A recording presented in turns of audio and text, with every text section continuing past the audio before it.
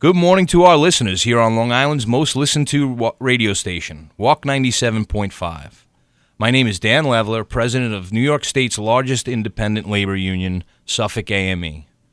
It's a pleasure to welcome you to another episode of Suffolk Matters, where Suffolk County meets Suffolk County AME. Our guest this morning is Caitlin Chandler, acting police emergency unit president. Welcome to the show. Thank you, Dan. So let's just jump right in. What services do your department provide? We provide, whenever anybody calls in to 911, our people answer.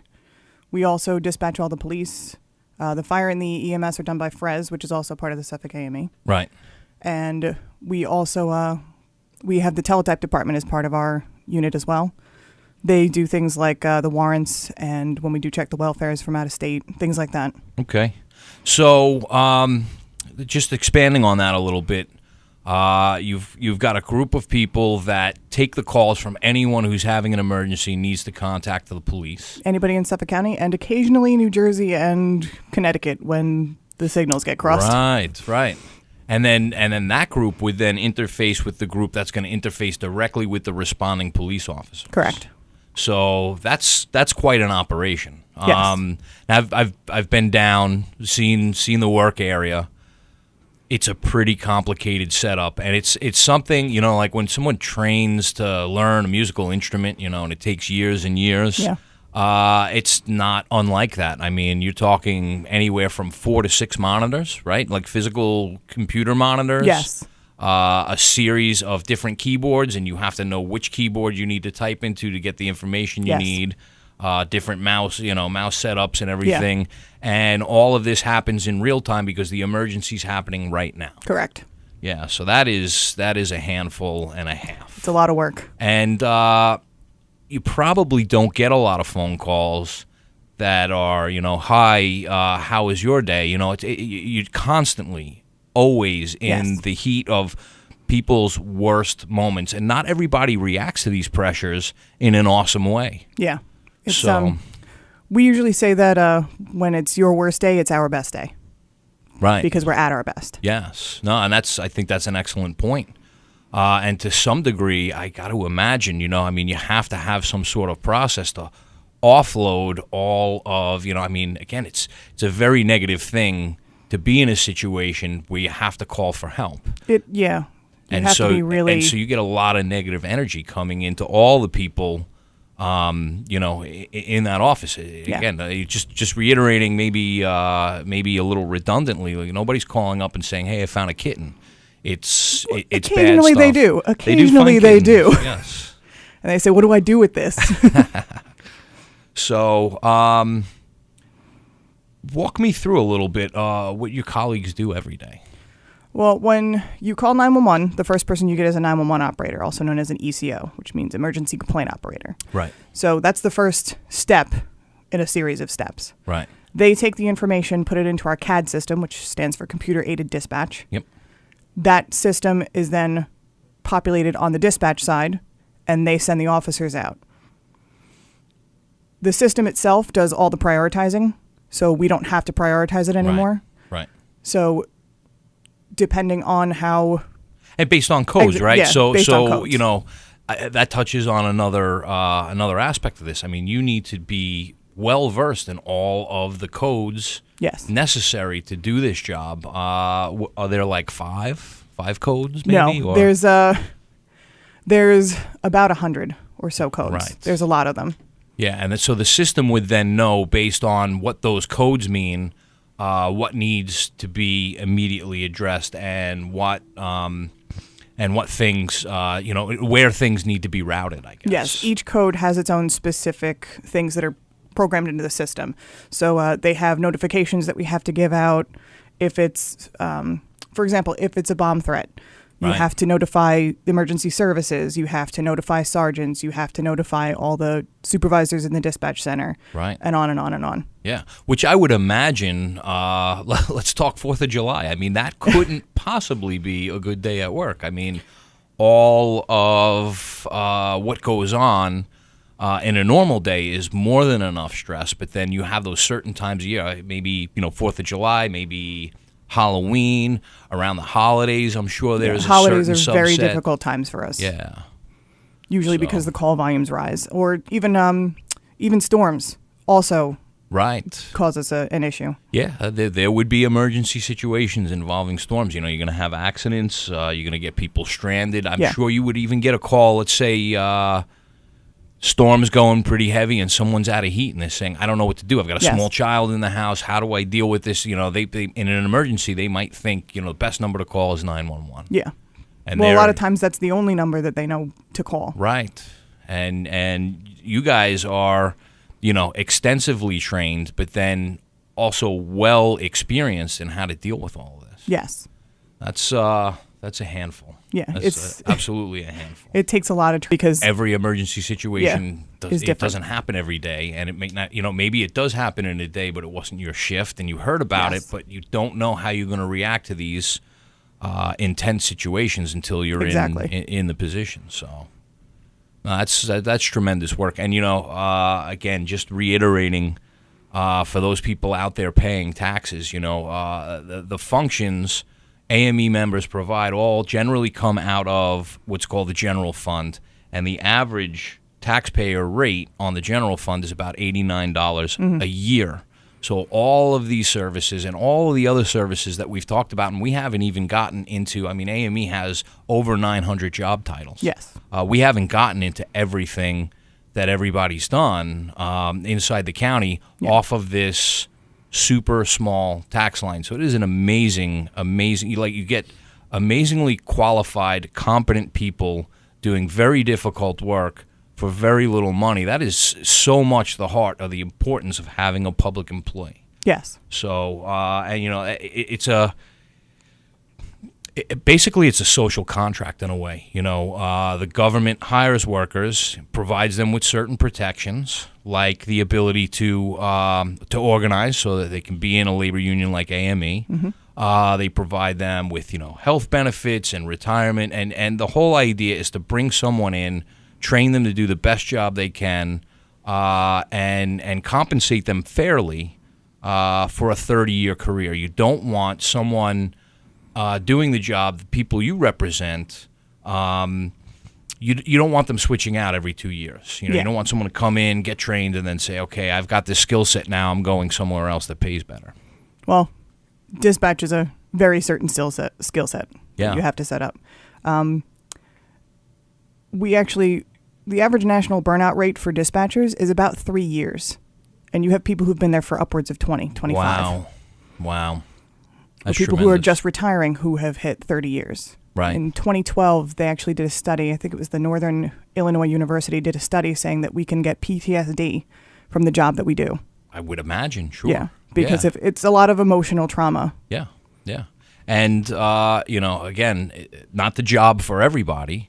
And those people that can do the job, the human beings. And this work affects them. And it affects them on, I would say, a visceral level. Yes. It's got to be tough to go home after a rough shift, It's very hard to leave it at work. Hug the kids and act like everything's fine when horrible things have happened. And, because of the good work that you do, the situations get resolved. And obviously there's trained police officers that go out and deal, on scene. Yes. But they wouldn't know to get there if it wasn't for this system being in place and you guys doing what you do. Yes. And our job cannot be done by a robot. You will never hear, the only machine that you will hear is the voicemail saying that our call volume is too much. Right. And that's happened. Yes, it has. Especially during like storms and things like that. Yeah. And, I don't think there ever should be, and I don't think the taxpayers think there should ever be a point in time where they're having an emergency that rises to the level to call that number and be placed on hold or receive a machined message. There's staffing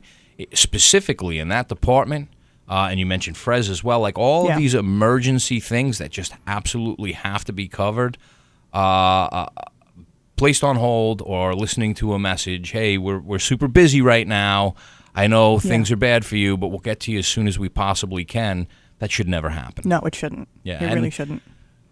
we're not talking about people, when we talk about compensation in your department, we're not talking about people that are making $150,000. We're not No. talking about people that come anywhere close to that. In real numbers, you have the ability your first year on the job to deal with all of this stress and all of this pressure to earn $30,000.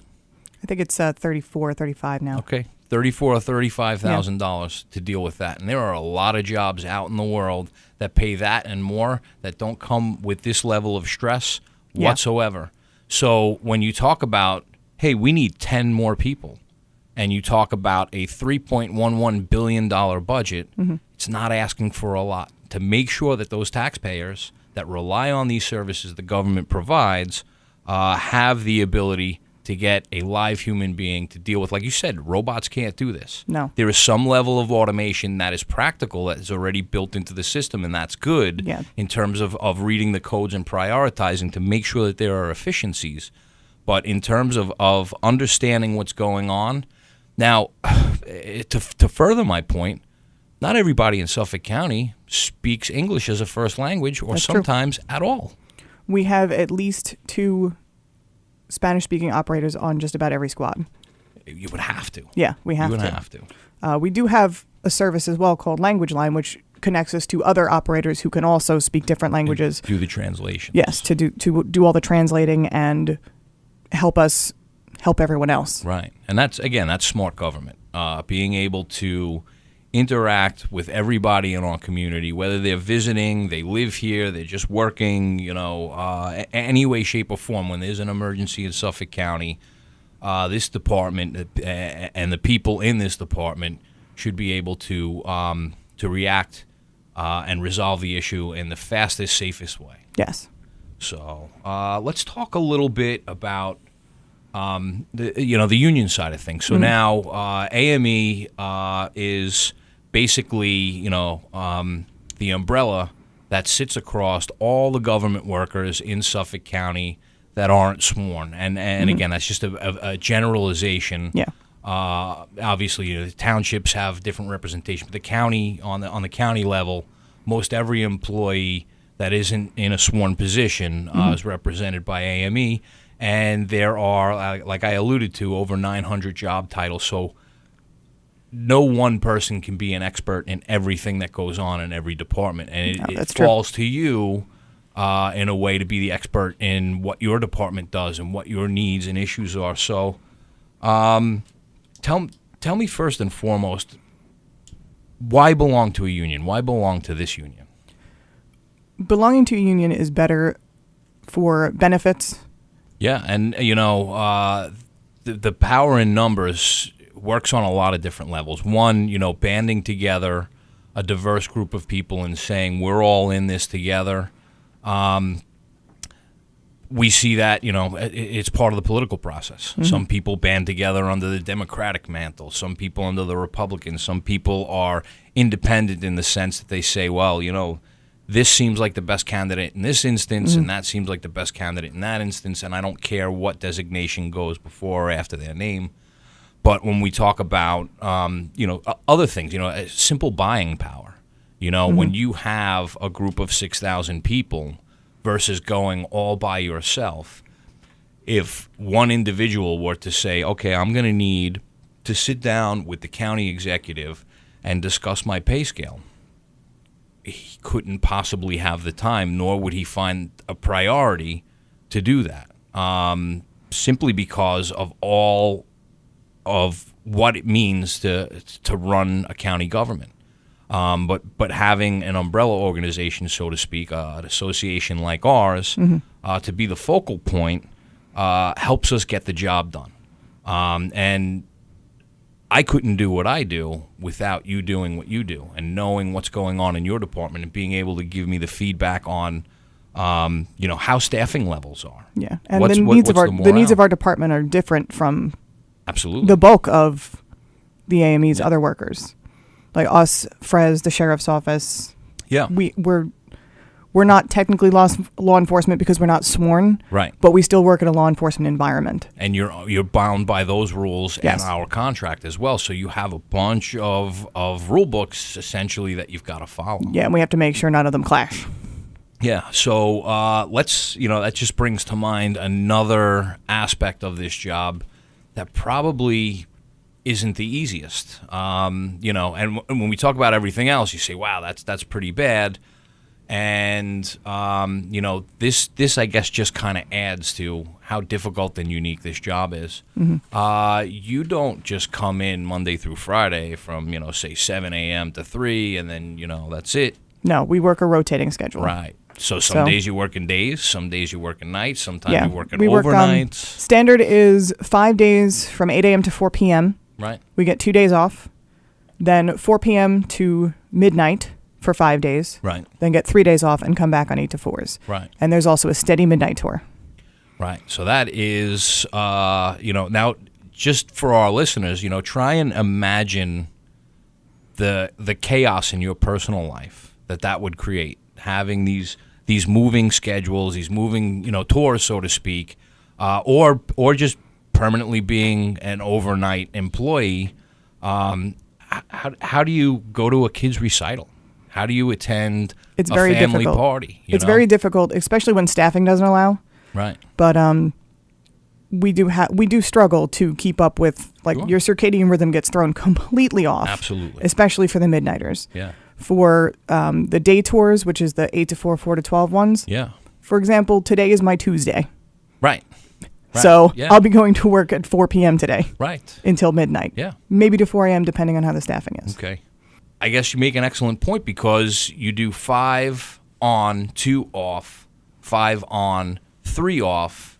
Where your weekend, quote unquote, falls is constantly moving throughout the year. Yes. And when you're working during the day or when you're working later at night, that changes.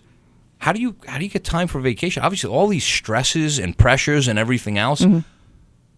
How do you, if somebody calls, say, hey, listen, we just had a baby, and we're going to Yeah. just do a quick little thing, and you say, well, Yeah. now's It's very my only difficult. chance to sleep because I have to be, and you have to take very seriously. So in a way, your personal life rotates around your work life because you want to be sharp for the job. You don't want to let people down. You don't want the taxpayers let down in these very difficult situations. Yeah.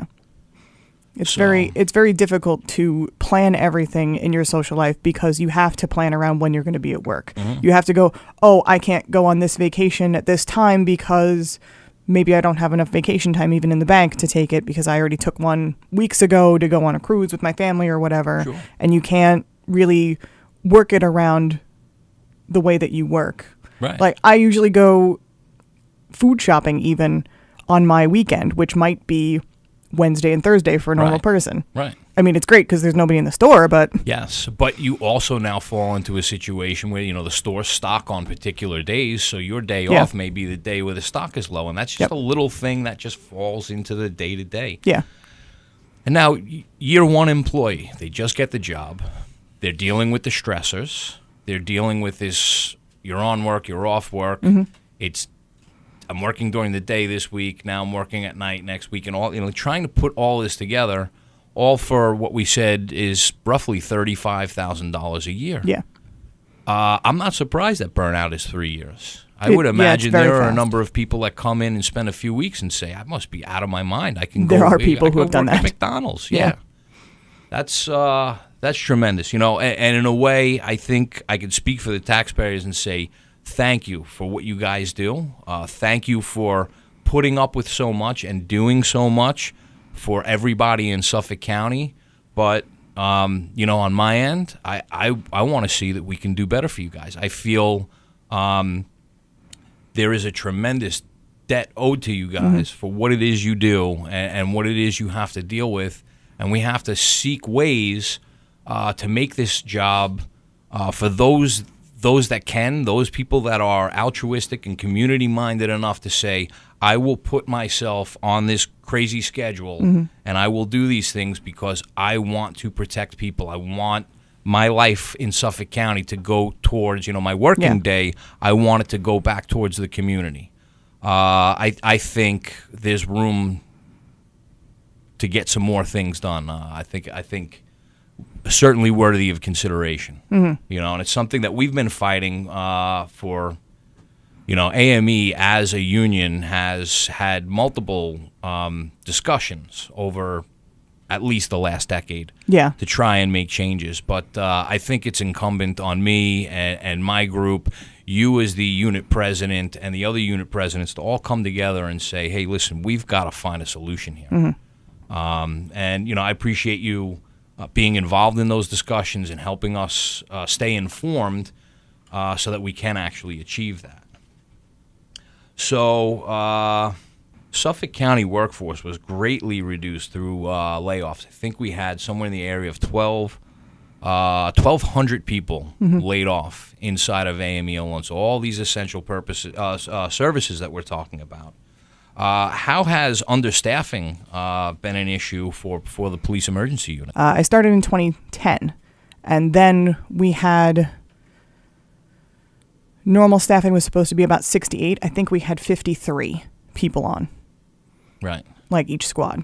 And it's so understaffing. People, every single problem that could possibly happen in a day handled by 53 people. Yeah, if you think about how many residents there are in Suffolk County, and just think of 30 people sitting in a room, a big room, granted, on Halloween even, or even on a regular Saturday, even on a regular Saturday night, just 30 people, if that.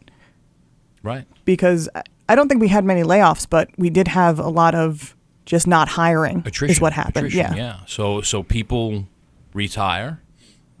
New staff doesn't come in, or if they do bring people in, it's tough to retain them. Yeah, it's very tough to retain them. And they go through a pretty rigorous process. You get a background check, the whole 9 yards, a psychology interview, everything. And then you have to go through at least 4 months of classroom training. Right. Then the rest of it is all on the floor, boots to the ground training.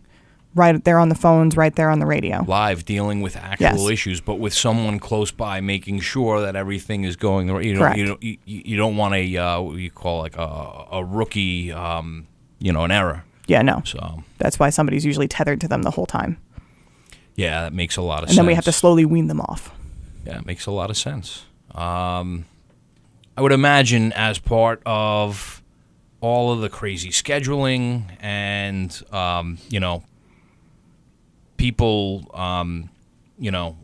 retiring and not being replaced, there's got to be points in time where you don't have enough people, and what ends up happening is someone is then mandated to stay. They thought they were working for a certain amount of time, and now in addition to all the things that we've discussed, now you must stay. Yeah, our standard shifts are 8 hours, but if we need coverage, then someone can be mandated for another 4. Right. Mandates have fallen off a little bit because we did finally just get our staffing back up to par. Good. But very good. In the beginning, it was very tough. You could be mandated 4 out of the 5 days you were working. You could be mandated all 5 days, depending on how the overtime turnover was. If you signed up, you could still be mandated for the next tour the day after. Right. It really takes a toll on your emotional health and your mental health. Then how do you go on vacation? I got to ask the question again, right? You really don't. Let's talk. Okay, so, springtime. Spring just rolls around. People are going to be doing projects at home. They might get themselves injured, replacing a fence or, maybe they tag a gas line and, whatever. Barbecue accidents, and it's just normal day-to-day life stuff. And you want to go away and you want to, spend time with family and just unplug from all of this. And your plane leaves at such and such time, but you've been mandated to work. Now what? A lot of times the whole group of us will come together. We now have a thing called a Nixle program, which will send out a text message to all of our employees saying, hey, we have this overtime spot. If anybody wants it, please take it. See, so it's easier that way. You guys are coming together and protecting each other. That's the essence of what a union is. And you guys have adopted that as, I guess, just part of your work life. Everybody pitches in and helps each other out. Yeah. Well, it's also you can't call somebody in off the street and say, "Hey, I need you to cover this." It's not something that somebody right off the street can do. No. They don't have the training for it. Right. And there's no outside staffing agency. Maybe you say, No. "Oh, you know what? We're 10 people down right now. Let's call this staffing agency and bring in, the codes in Suffolk County." At one point, the staffing was bad enough that I think they were considering like even calling the retirees and asking if anybody wanted to take like a part-timer shift because we were really struggling. That is a sorry state of Yeah. affairs for such an essential function of government. And, so we talk about the general fund and the Yeah. $89 a year.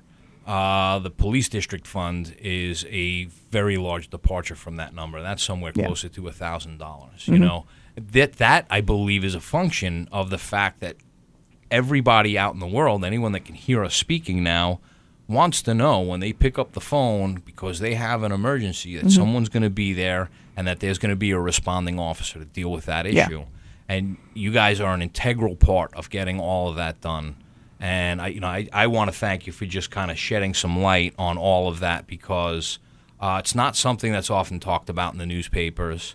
If there's something happens out in the world and lives are saved or crisis is averted or whatever else, sometimes you guys end up being, on top of everything else that we discussed, the unsung heroes. Nobody even knows that you were the ones there guiding this whole process. We're not really something that a lot of people think about as part of the process. Right.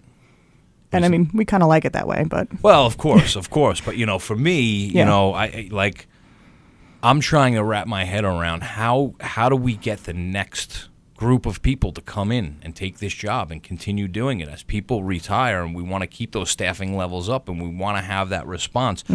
How do we get people who want to do good for their community, want to take a job like this when it is constant stress in terms of the actual work? It's fairly complicated in terms of all the different monitors and keyboards and everything else, interfacing with at least two groups of people at any point in time, the person on the phone and the person doing the dispatching, and then to know that you have this rotating situation where you're on, but you're off, but you're on, but you're off, but maybe you have to stay, but maybe you don't, and you can't possibly take a vacation, and all for the wonderful reward of about $35,000 to start. yeah, It's going to be a problem. It's going to be a problem. It's very difficult.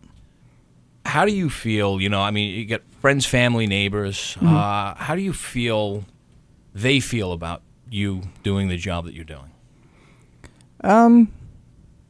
It's a good question that I've never thought about before.